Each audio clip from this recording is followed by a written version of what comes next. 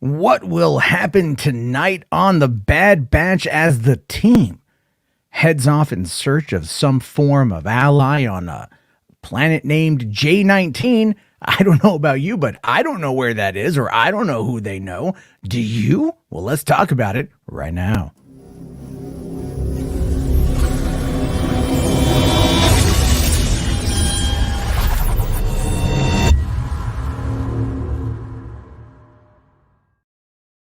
Hey, what's going on, everyone? How you guys doing? Matt Gerbil here, $3 Theater. It is 11:03 p.m. and we are 57 minutes away from episode.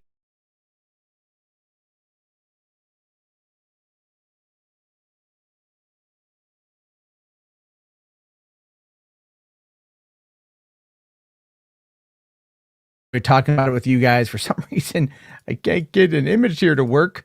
Stupid StreamYard. It might be having some problems tonight, unfortunately. But let's take a look here at the chat. I see Joshua saying hello. Anyone on? Am I the first one here? Well, dude, you were a half hour early. So yeah, you were. Yeah, you were. Music Man saying, what's up, Matt? Just got off work. How are you? I'll be honest with you guys. I'm a little bit pissed off. I'm not angry at like you or anything with YouTube. I was out doing deliveries tonight, and the last delivery that I had was literally across the street from where I fell a couple weeks ago. And I decided to go back over there and get pictures because I hadn't gone and got pictures yet. The lights were out in the stairwell when I fell, and I can see exactly why I fell. But guess what? Now you can see the lights are on. So I'm just pissed off because like a whole bunch of feelings came back, and just like the way they built this place was just, it's ridiculous. So I'm a little bit ticked. So that's why I'm looking forward to Star Wars, because like it's going to be cool. I don't think I'm going to do a post show tonight. I'm just exhausted. I'm still healing, and then I worked and everything else. So we'll do the pregame show. I'll do a quick review, and then I'm just going to go to bed. But because of how late it was the other night, this was late. Anyway, other than that, I'm doing okay. Yvonne here saying, woohoo! That's right. I think you should say, yippee! I think that'd be the better one here. Pugnant asks the hard question. By the way, love your Abby, sir. Says, when's the new episode out? And that would be at 12:01 a.m. So there you go. Lord Slug here drops in, saying the Bad Batch and Resident Evil 8 tonight. This is going to be good. Yeah, man. I think RE8 might be one I have to pick up. I don't have a lot of interest in the Resident Evil franchise, but this one has been looking good. I'm not a fetishist like some of those dudes who want like an 8-foot Eastern European Gina Carano to sit on my face. I don't want that. That's not my fetish. That's not what's going to get me to go where I need to go. It's not going to make my blaster shoot off, if you know what I mean. But it looks like a lot of fun, and apparently Mercenary Modes is back, and I've heard a lot of good things about that. So I might have to do that. James Wynn asking if I'm going to do call-ins. You know what? I'm just going to drop them right now because I can't find any details about what to expect tonight. So if people want to call on in, we can totally have that and have a conversation in the process. And let's see. Lord Slug here says, she's better than Gina. I don't know, man. She's a vampire. She's like, isn't she a vampire? She's like some weird gothic, big titty goth lady. I mean, like that's people into that sort of thing, dude. Like I've seen a lot of stuff, man. A lot of, let me take a look here. Rule 34, Lady Dime something, right? Lady Dimitris, I can't pronounce it. I mean, like, I just typed in Rule 34. There's a couple. There's not many there. This is what, like, I'll post this one here. This is like totally off topic. We're talking about Star Wars. And I'm like, look at some big old goth titties. Because this is funny at this particular point. I got to laugh. If you don't, I have to laugh today. So I'm going to laugh at these big old, these. This is what people are like getting all up in arms over. All right, I see you back there, James. Hold on one second. There we go. This is a Rule 34. There's no nudity, but it's like you can see what people are after. You know what I mean? You can see what people are after for Resident Evil 8. By the way, this is a Bad Batch episode 2 pregame show. We're just joking around about big old goth boobies. There we go. Let's see here. Amazon asking, you got a PS5 yet? I almost bought one today. I did. So Best Buy actually got them in stock, and like it would be delivered to my local Best Buy like next week. And I was like, do I want to get it? And then I saw that rumor that they're talking about doing a PS5 redesign in 2022. The thing is, I seriously dislike the design of the PlayStation 5. I think it's obnoxiously huge. It makes no sense why it's that big. We're in a minimalistic society for these kind of things. Aesthetics matter. And this looks like the kind of thing that like would give JJ Abrams just like a nocturnal emission. That kind of weird futuristic thing that has no reason to be like that. That's the whole point. So I haven't got it yet, but I want to get it. Music Man here. Thank you very much, dude. Yeah, I just got pissed off. Here, real quick here. I'll show you guys why. Real quick. Cause I got to tell somebody here. Might as well show you to you guys. Hold on, James, one more minute. I'll get you in, man. So yeah, I'll just show 2 images here. So this is the stairwell I fell down. Okay. And so they just put in the new lighting. All right. But you can see it's like I said, it's like blacktop right there and like the yellow. So it's like, so it's pretty safe. I mean, obviously that's designed to be safe. Well, I fell at the top there where you can see the top step does not have a yellow line. And if I bring up this shot right here, this is the direction I was walking when I fell. If you look, you got the top one right there. You see like the top black step right there, the yellow line. It was visible even in the dark. But then there's a whole other step right there and a whole lip. Look at this lip right here on the side. There is not yellow tape all the way around, indicating that that's an edge. And this is light gray. I thought it was light blue. It's light gray. So you can totally see that if you are not familiar with that lip, if you do not know that that lip is there, if you are looking for an indicator in the dark about where you might fall, like for safety, that to me, that pisses me off. I knew there was a lip there. I'm so mad at, sorry, I just had to get that off my chest. That just pissed me off. Okay, let's see here. Joshua here says the fandom menace does not understand film analysis. I took a film class. Yes, I would know. Well, Joshua, I went to film school. So yes, I also know they suck at that one. All right. James, man, how's it going? Oh man, it's been good. I rewatched the Bad Batch episode, and I noticed how in the intro, it's very cool how they took scenes from episode 3 and like reanimated them. Yeah, I didn't catch that right off the bat. I saw someone today talking about General Grievous being reanimated. Yeah, they like reanimated the scene of Grievous in the escape pods. They reanimated the Obi-Wan and Anakin on the ship, and they reanimated a little bit of the Count Dooku duel. And I know that was just so cool, particularly for me as a fan of episode 3. Well, this is the thing, right? Like a lot of people. So like, I don't know how old are you? Yeah, about 20. Okay. So you're fucking young, dude. Jesus Christ. I turned 40 in a year, less than a year. I turned 40. How old I'm did like you double. think I was? I thought you were like probably like 30. I don't know. It's hard to gauge age from an Australian accent. Thanks. I sound old. Well, I mean, it's like fucking Paul Hogan, mate. Anyway, it's terrible. I really want to master that one, but I have to take classes on it. But anyway, okay, so you were not even born yet when the Phantom Menace dropped. No. Oh yeah, when Phantom Menace. Yeah, I was only right, 4 when Revenge of the Sith. Yeah. Oh yeah. So out. you grew up with Revenge of the Sith, like I grew up with fucking Return of the Jedi, right? Well, no, actually, Return of the Jedi came out when I was 1 year old. That was the first movie I saw in theaters. I'll put it this way: I didn't see it till I was about 6 or 7. Okay, but I mean, still, but so in general, yeah. No. But well, did your parents? And I'm assuming your father. Did your parents show it to you in the chronological watch order or in release order? Release order. My mother insisted.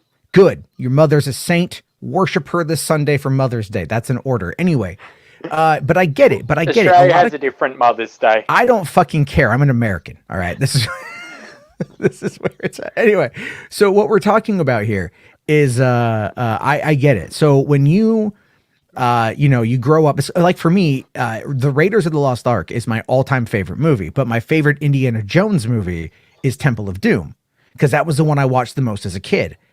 So I'm assuming you probably watched Revenge of the Sith the most as a kid.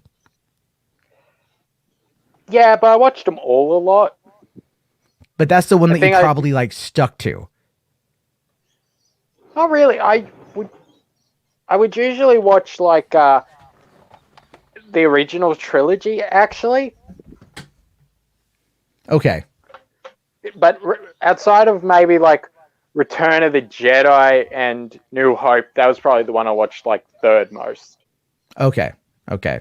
But you liked Revenge of the Sith because you just said that you identified mostly with Revenge of the Sith, which is why I'm trying to like establish like Yeah, I said it's like like my favorite. It's my So your favorite okay, one okay. because it's got this. The acting was actually good. You look into Hayden Christensen's facial expressions, you can see he can act. The plot was very much dark, and it tells you about how he changed to the dark side. And I particularly liked how he was siding with the Jedi up until, even though he had this dark side within him, he would still lean towards Jedi until Mace Windu was saying he was going to kill him. And they combined that with his desperation to save Padme. He made a split-second decision to push him out and instantly regretted it, but he had to commit to it at that point. Yeah. Well, Like keep in mind there was also turned dark. But there was also in Attack of the Clones when you had The other scene too. The other scene, and that was also another defining moment that I think gets overlooked on a lot of people. You know, a lot of people I like that scene though. Yeah, for me, Attack of the Clones established that he's a darker character. He has a darker side, but he still very much is holding on to being the good guy. He still wants to help people and do what's right. Yeah. I don't think, in a way, it's that wish to help his wife that leads him to the dark side. It's his wish to help people that was his undoing. And ultimately, that was also what the Jedi Council was warning against, about the attachment. You know? Yeah. Because it wasn't so much like he definitely wanted to help people, but he also wanted to mostly help Padme because he couldn't help his mom. And so that was a lot of where that came from. And I like the fact that he, you know, I liked his arc in Attack of the Clones a lot more as I got older. And Revenge of the Sith I've always loved. A lot of people, I mean, I know a lot of people that look at Revenge of the Sith as being like, you know, up there with Empire Strikes Back, because Empire is my favorite. But I love all of them. You know, I mean, even the sequel trilogy, as much as I don't love The Last Jedi. I tried. I've tried, guys. I've tried. I'm hoping one day I can appreciate it better, you know? But like, I would rather go watch The Phantom Menace again. And that one is hard to watch the older you get, because there's a lot that like Lucas was trying to do that just, you know, didn't necessarily kind of work out in that one. Look, I've done politics, but even I can't follow The Phantom Menace. A little bit, yeah, because you got that whole thing. You got that whole thing of him and you know, like the Trade Federation, like, what? Who cares? It's needlessly complicated. It's more complicated than Game of Thrones. Yeah, it's super weird, and then it also comes across as like super racist, you know, just in regards to like the voice acting, and you're like, oh, okay, right? Like, I always cracked up at that, but anyway, I still enjoy the prequels. Definitely, the older I've gotten, I've appreciated them more. But I do like the fact that the Bad Batch did go and you know, touch upon those little things, and that's one of the reasons why, like, I think the show is going to really work well with the fans. And so far, all the fans seem to really like it. I've seen some reviewers that have like talked some trash. I found an Engadget report that was all like, you know, like if you don't know Star Wars, you're probably not going to like the Bad Batch. And it's like, yeah, you have 7 seasons of the Clone Wars. This is clearly a sequel to that, you know. And there are people that are surprised. They're surprised that this thing, like, I saw one yesterday where the lady's like, well, the Bad Batch is like a spiritual sequel to the Clone Wars. And I'm like, no fucking shit. The goddamn thing starts at the end of the Clone Wars. It's a literal sequel. It's like it's in the same animation style. It's using the same voice actors. It's like, what is happening here, folks? What the hell? This is where like Star Wars has popularity, but it is casual popularity with some of these people. And these people have platforms. And I laugh at that. I just laugh at that. Well, speaking of reviewers, what's interesting is John Campia.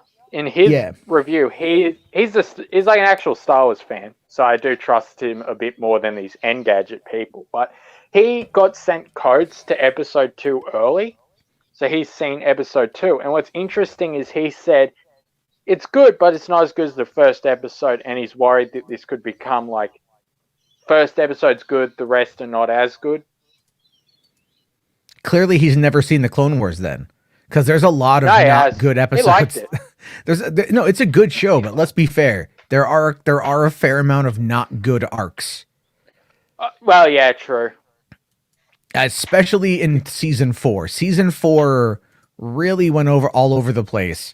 In the a little bit, and I lost a lot of. There was actually a couple arcs that I skipped over in I think season 4, season 5. I was just I couldn't handle them. Ones. I was like, though I know like Lucas likes the one where it's the droids, it's R2D2 and C3PO and some other droids and stuff. Like I couldn't get into that. I tried. But then again, like when it got into the Mandalore stuff, or like anything with Maul and Savage Opress, and that was when it started getting really, really, really effing good. And and I understand why they wanted to show it as like these theaters of war.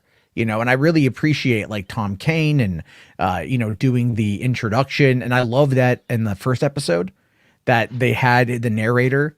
Cause like I grew up watching,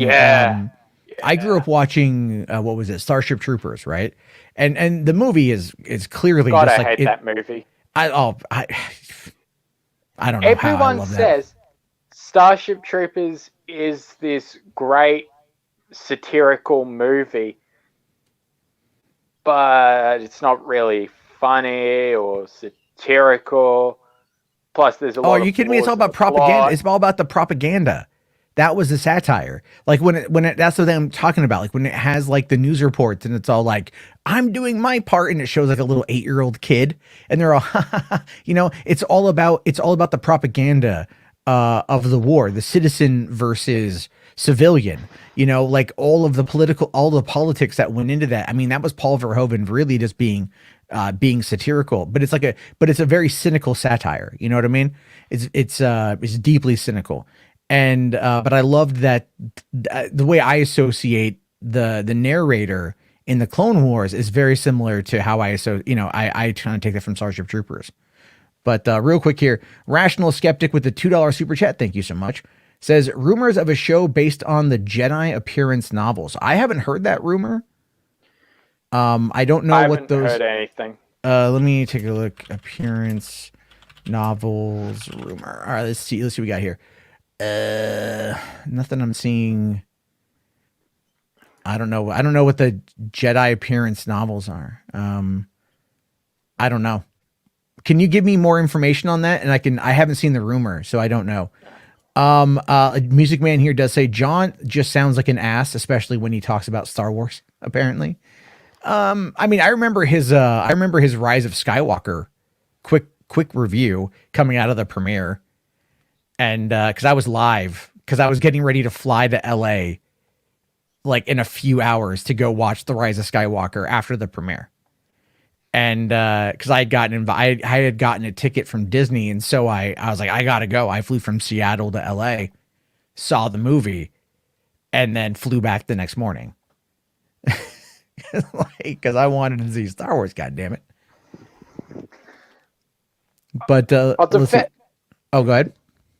Yeah, I'll defend John Campion on this. I do think he does genuinely like the franchise. Like, I do actually get the feeling he is a genuine fan. Yeah. Like, no, just putting it out there. I do think. No, I do think John Campia is a fan. I do. I have no issue believing that whatsoever. I think it's a lot of people are fans. There might be varying levels of it. But Lord Slug here says, I don't think Campia likes the Clone Wars. He says he's a fan, as James here has He pointed said out. he said he liked the show. Yeah, I mean, the He show was a was bit of a critical of the movie, but the show he was a fan. like the Rise of Skywalker movie or the Clone Wars movie. No, the Clone Wars movie. He was Oh critical of yeah, that one. that was rough. We got that at the drive-in when in 2008 when that came out, and I kind of like pressured my boss into getting it because he wasn't sure. He's like, I don't know, it's like cartoon Star Wars. I'm like, dude, it's fucking Star Wars. Like what? And then like we got it, and I'm like, that wasn't very. Yeah, it grew on me over time. I watched it before I watched the Clone Wars in the like the chronological, because they have like I I feel like the Clone Wars movie has to be watched in like the with the show. Like it can't be watched as its own thing. yeah, it does, and that's the thing is like I went when Disney Plus got released, I went out and I found like the chronological watch order, and I watched it because I had like my daughter was just born. So, I had a lot of time. My other daughter was like not even 2 yet. So they just knew it was cartoons. They didn't know what kind of cartoons. So I could get away with a little bit more. They they did release, at least here in Australia, I don't know if you got it in the US, but they did release an official hardcover episode guide to the Clone Wars. Oh no, it's on starwars.com here. No, they released it as a hardcover book, the episode guide, and it details like the plot points, the actors that appeared. It details like it's an official episode guide. That would be pretty cool to see. Cool pictures and stills. I got it on my bookshelf. Nice. I don't know if I'm pretty sure something like that exists here. I just didn't know about it.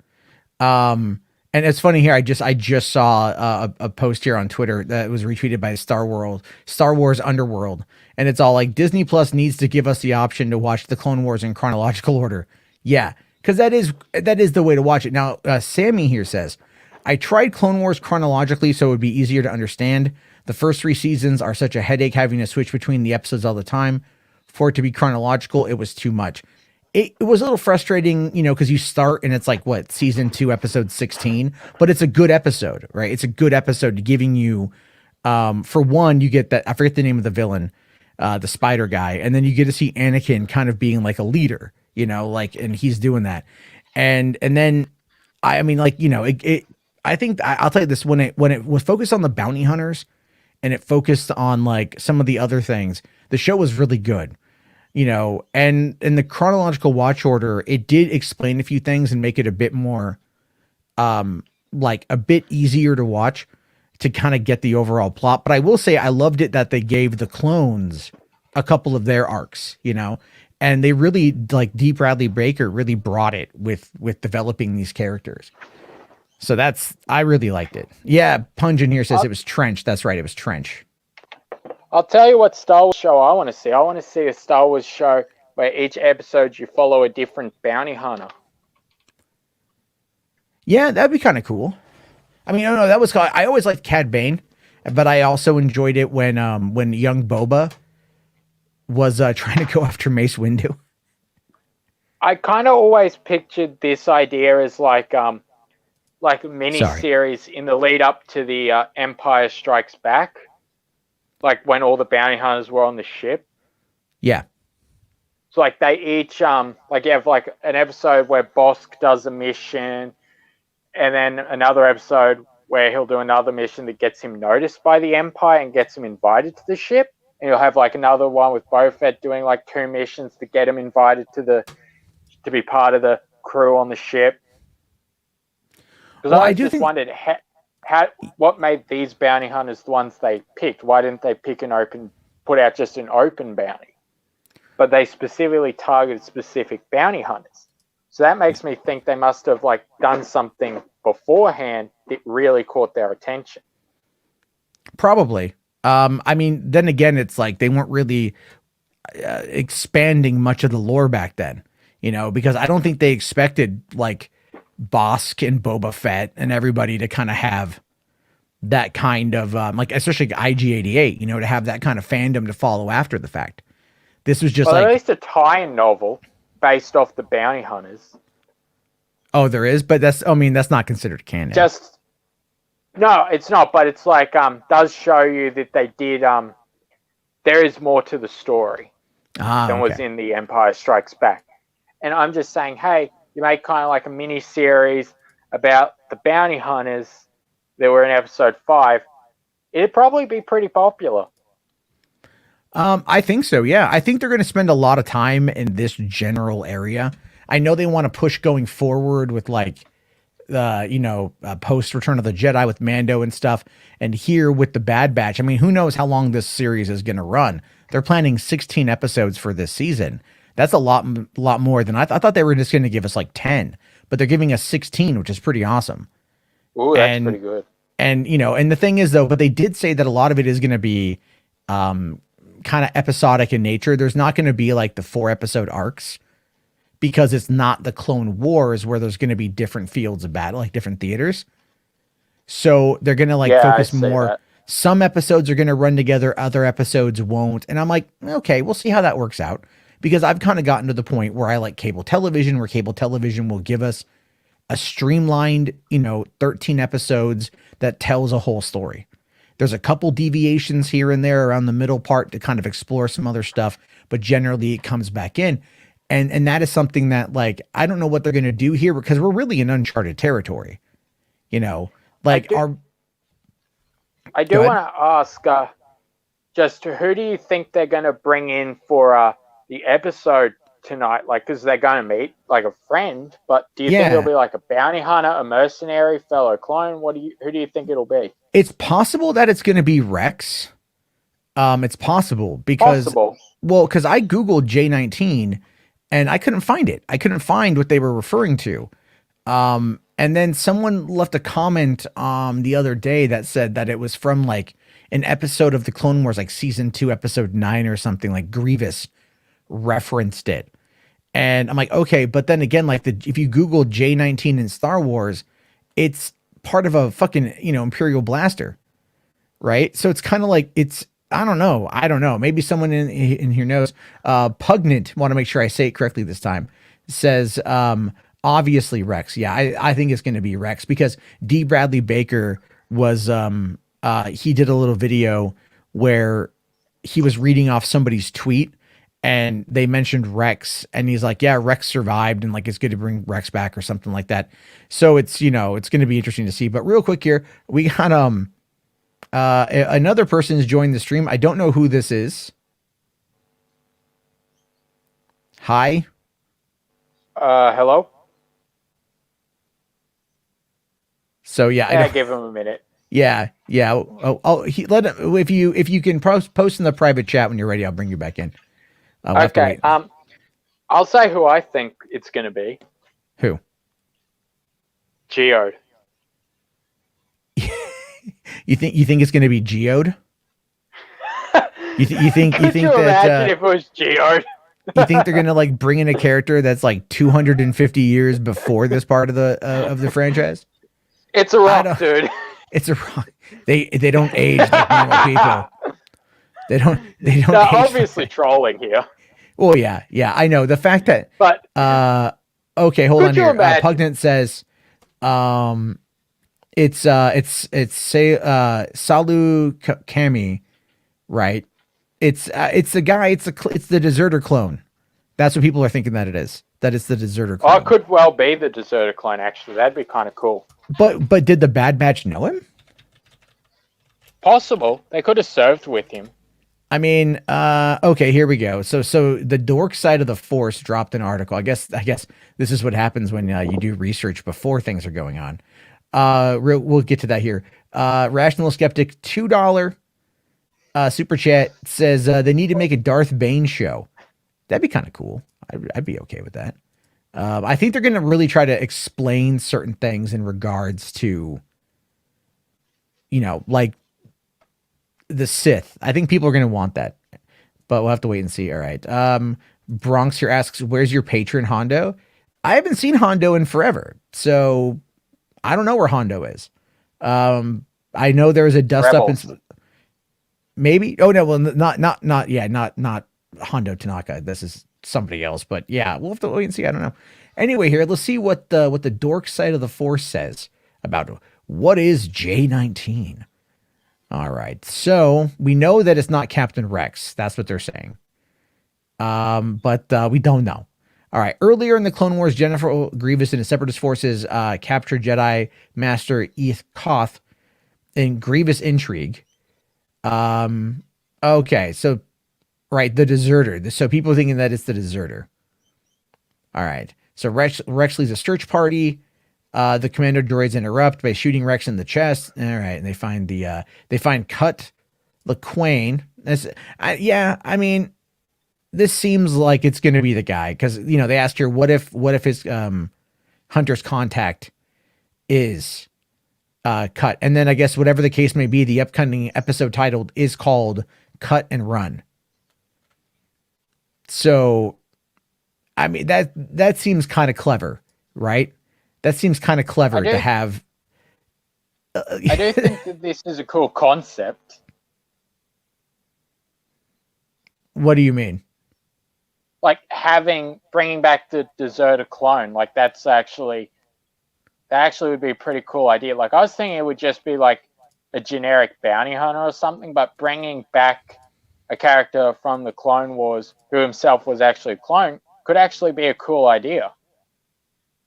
Yeah, we're going to have to wait and see on this one. I just like, I personally find it a little bit odd only because to me, it comes across like, okay, you have this guy and he was like a 1 episode, 1-off character that happened many, many, many years ago, 2009. Right.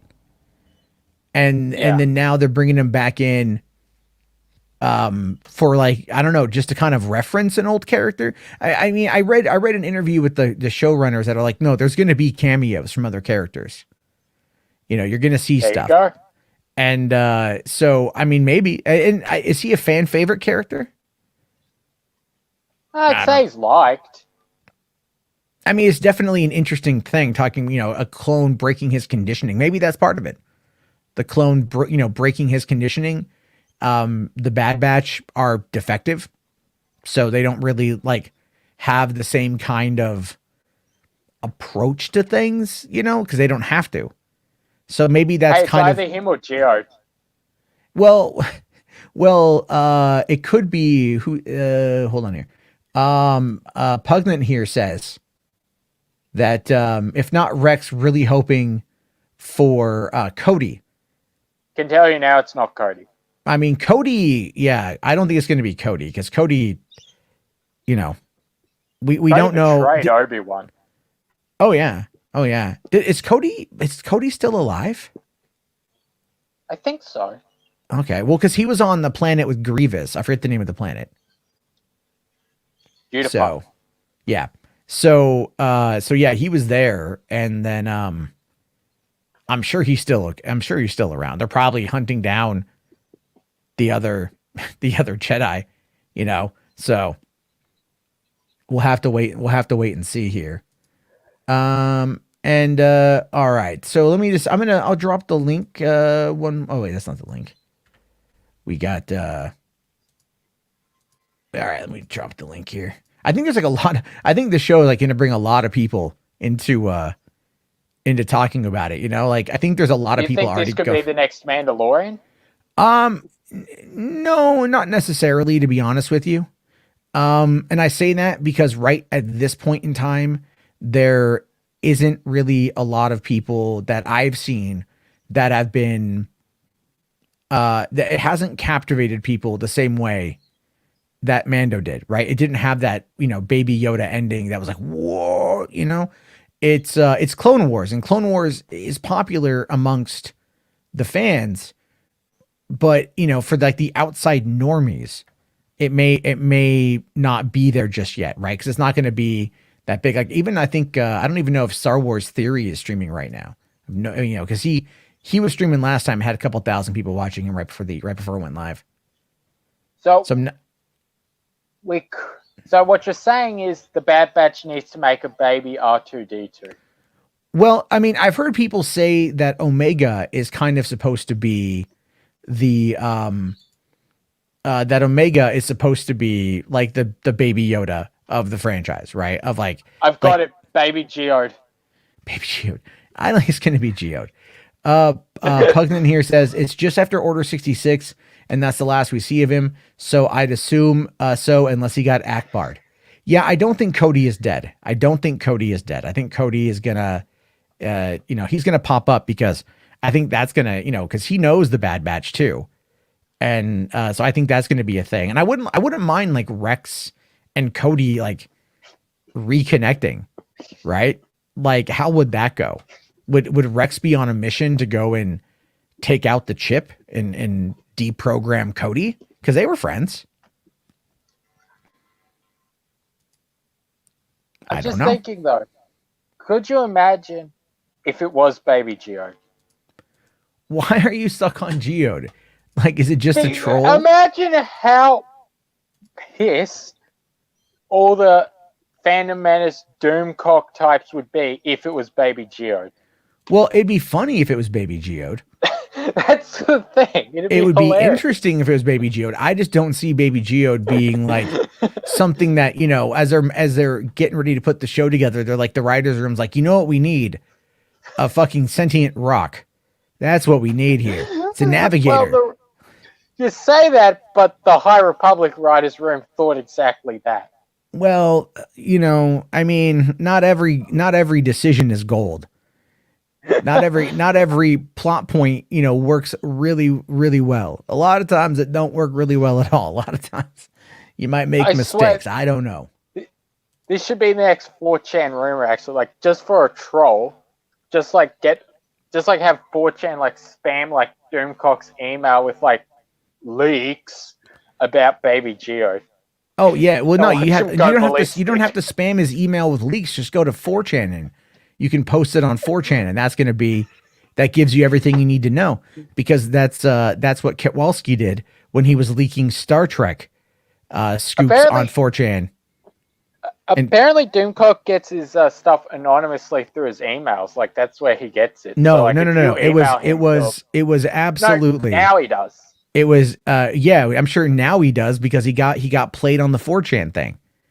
Because Kowalski is a Star Trek guy, and he was going to 4chan. There's a video. Look up Kowalski Doomcock. I saw the video. Yeah, you'll learn a lot about Doomcock's extracurricular activities. That's one way to put it. That's one way. Yeah, I don't know. I mean, how else would you describe, Nazis? But anyway, ironically, he put more effort into his BitChute persona than he does into his YouTube persona.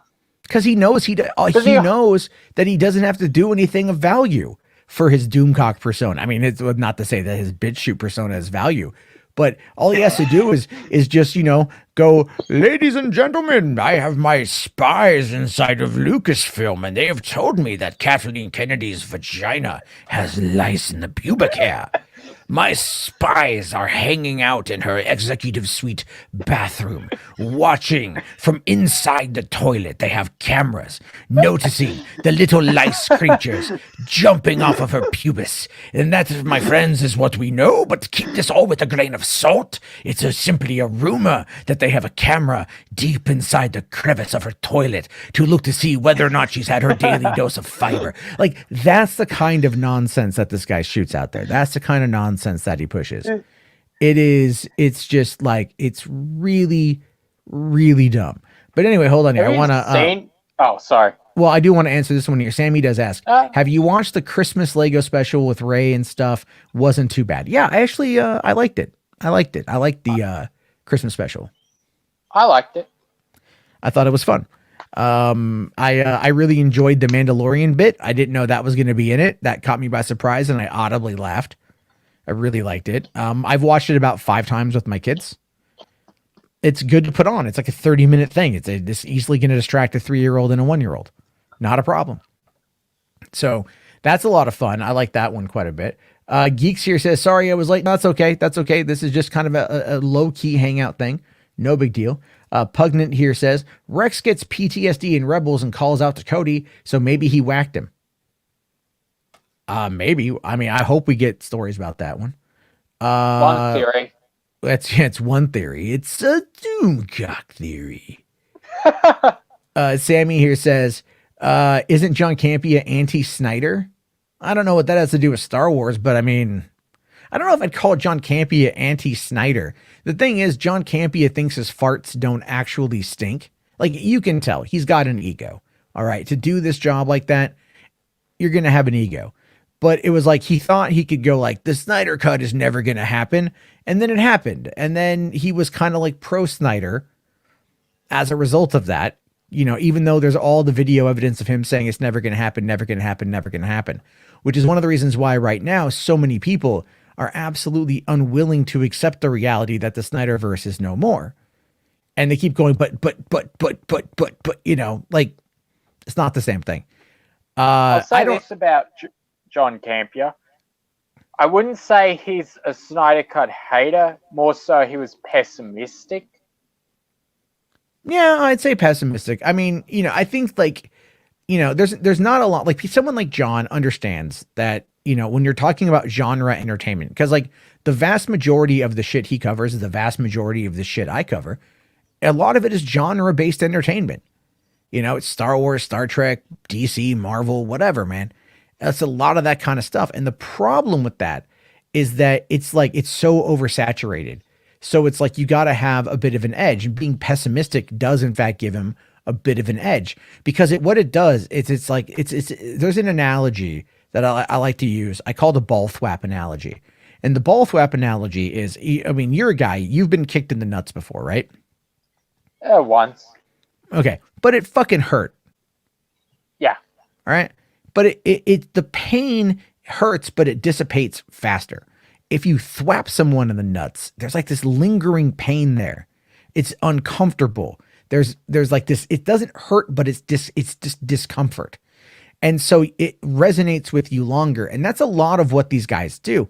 They don't come out and straight ball thwap people, or kick them in the nuts. They thwap them in the nuts repeatedly to keep them angry, but to keep them kind of like coming back for more, because it's not super painful. It's like, I'll put it to you guys like this. When I criticized Doomcock and I called out the big lie, and his big lie is that everything that Lucasfilm is doing is going to retcon the sequel trilogy. He just moves the goalpost for whatever it is.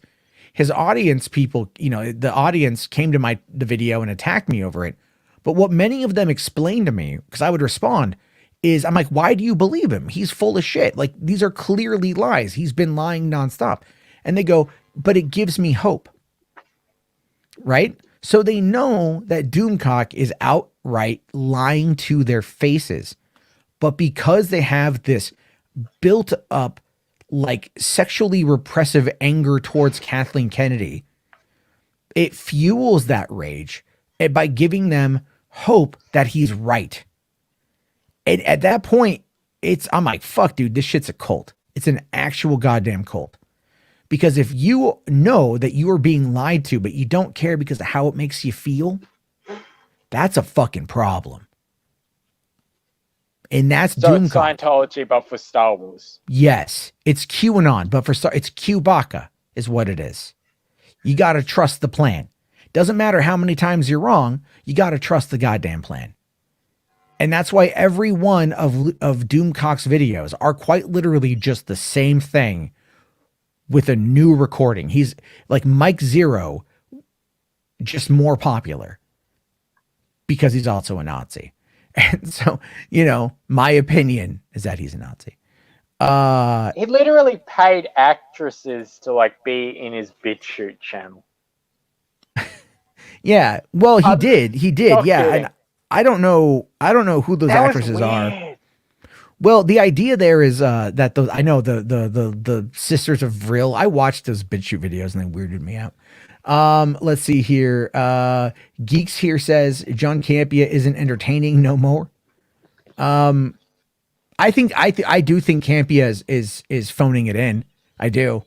And I say this not as a criticism of him, like not in a negative way, but I get it. When you do this day in and day out, like 5 days a week, but it's not just one time a day.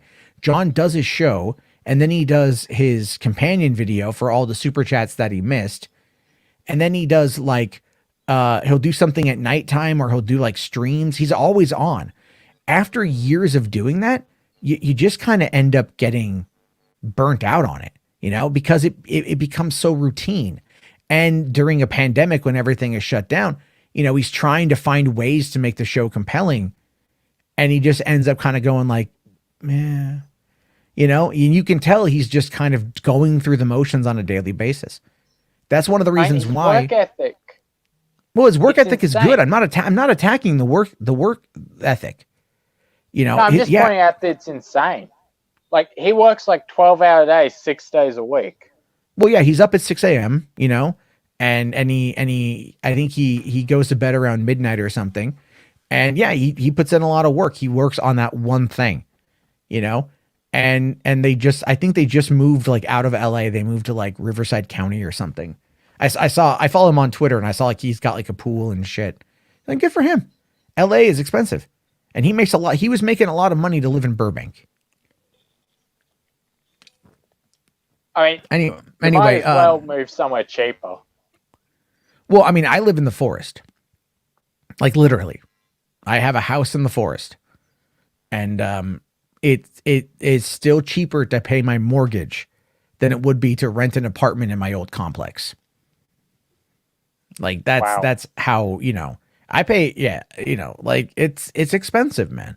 And I got 3 bedrooms and 1.3 acres of property, so it's like you can get more for your money when you don't live in the big city. But it's like I kind of hate living here because it's like I'm halfway between Portland and Seattle.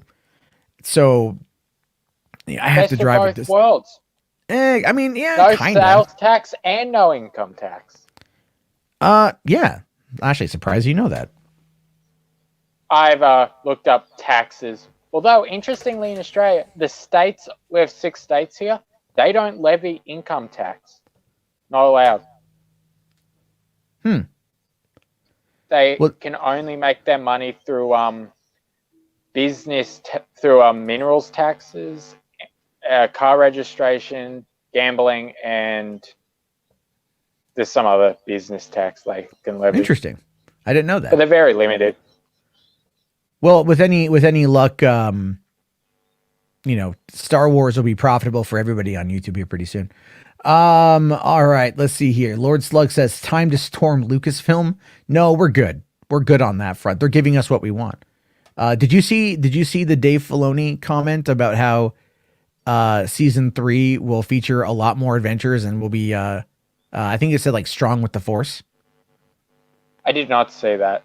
I mean, clearly, like they're going to be, who knows where season 3 is going to go, but that should be pretty fascinating. I'm also hoping that somewhere in the season we get to see Moff Gideon. I don't know where I think at this point he might be like he's just going to be like an underling. Maybe he worked for Tarkin. Ooh, that sounds good. So, Jay here says there's 7 states, you fucking idiot.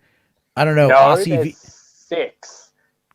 There's 6. The Northern Territory is not a state. It is a territory and as such only has 2 representatives in the Senate, not 12. Well, there you go. I don't know. Jay, do you have a rebuttal?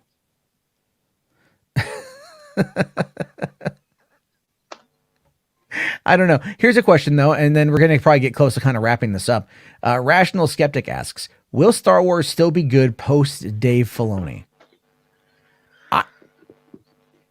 I mean, I think if people learn under Filoni, then I think it will be good. If people, I think if Filoni and Favreau kind of chart the direction of this stuff, I think it will be good. The problem is going to be whether or not they're able to get the freedom to create like that. And that could end up being the bigger issue. What do you think about that? Yeah, I could see that. I mean, Dave Filoni's kind of now the new visionary for the franchise. Yeah. I guess you could say he's like the Kevin Feige of Star Wars. Well, I mean, that's kind of the whole point is like people really do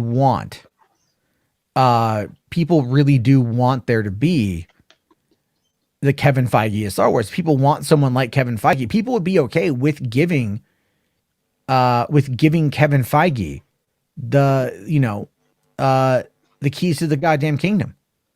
People would be okay with that. And the thing I'd is, say Feige's, the problem with that is he'd have to leave Marvel, but well, no, he wouldn't. Like, not if like he couldn't may do not both. have to. Maybe, You know how hard that would be to do both, especially considering he's just moved to Australia. Well, he bought a house in Australia to oversee Marvel productions in Sydney. Yeah, but that would basically cause a problem, because basically he'd be working on two continents, because Lucasfilm is still going to be based in California. He's still working on two continents. He's got his. I'm The just thing saying, is, you don't have to. He could literally do everything from like the moon. His job predominantly is to okay, so when it came to, like, let's say building out the Marvel movies on Disney Plus, a big factor in that was Feige. His job is to work with the actors. That's what he's doing. Like, he's smoothing it over with the actors to make sure that they're happy, to get them to go do these projects. Like, he's understanding that he's not going to be overseeing necessarily all of the creative, but he's going to be working where he's the most needed in order to make sure things move smoothly. He also stealth produced Venom. He stealth produced Venom, and I'm pretty sure he stealth produced Venom 2 and Morbius. Because he's very involved in this stuff, and he gets it. He gets what the audience wants. I personally believe that Kevin Feige had mad influence over Mandalorian season 2, because Mandalorian season 2 played out like Iron Man 2, where it established a new villain. All right. Like, you kind of had like better. Well, what I mean by that is it established a larger universe by connecting other properties to it.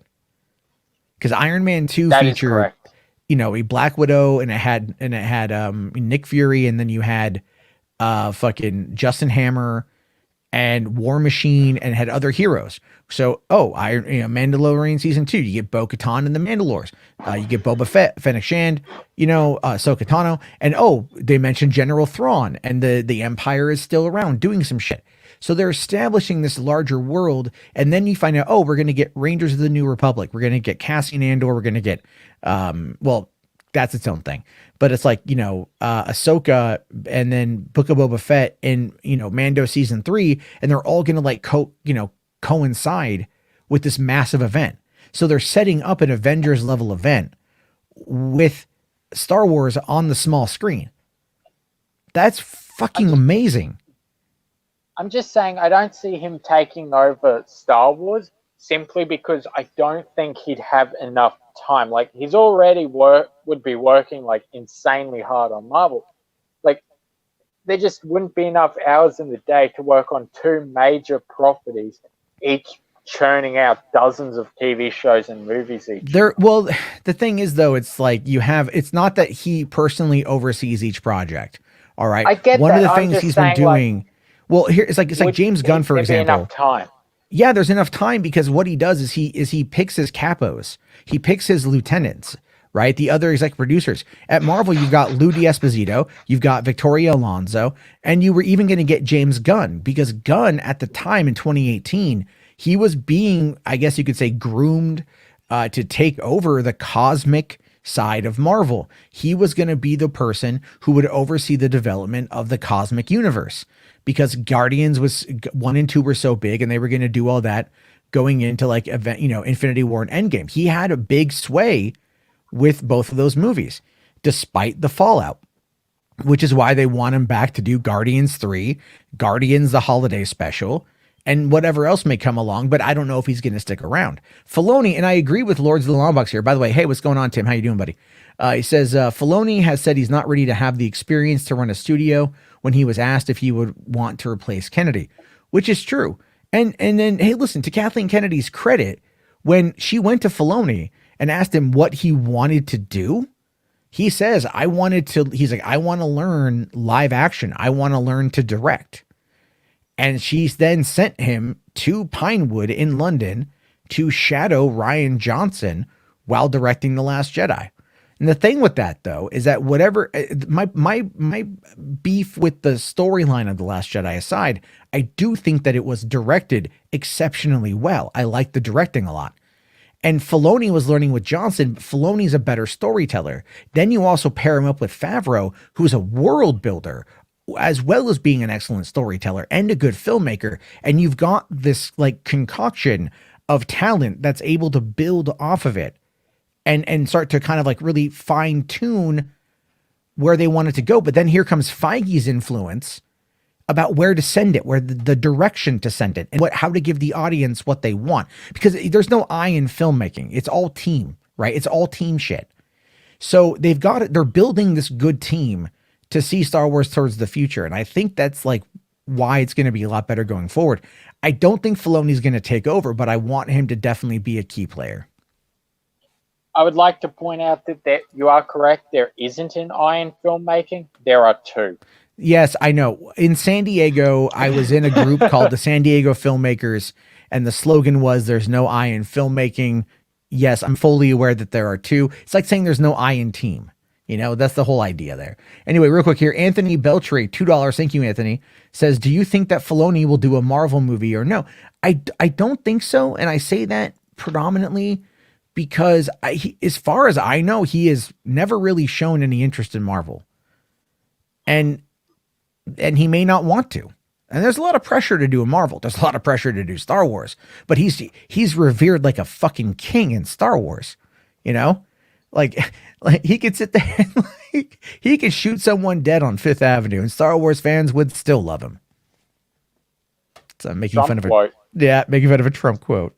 You know what I mean? Like people love him and shit. He gave us Baby Yoda. You know, so it's like it's all good. I don't know if he wants to go do Marvel.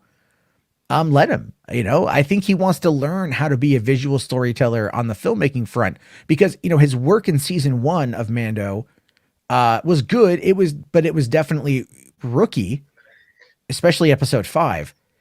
But then you watch, you know, the Jedi. And that was completely Kurosawa influenced and like, and well done. It was an amazing episode. And that was Filoni, you know? And I'm like, dude, shit, man. Like he really upped his game in the meantime. So that means he's been really paying attention. And I'm down for it. All right. Geeks here says the episode is not up yet. Let me refresh my page. Yep, it is up for me, guys. So I am going. Let's go. I'm going to go watch this and then I'm going to do my review. I just can't do a post show tonight because I got to be up early. So that's unfortunate, but definitely go and check it out. Any theories tonight? Well, it says here the episode is The Bad Batch visits an old contact. So I don't know, but it is 31 minutes long and I think that's going to be a good deal of fun.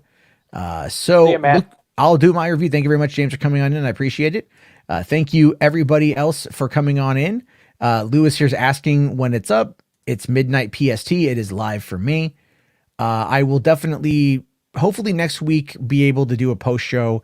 It just depends. Some days, Fridays get a little bit wonky. So I'll talk to you guys all later. Thank you again for hanging out with me for a bit. And may the force be with you always, motherfuckers.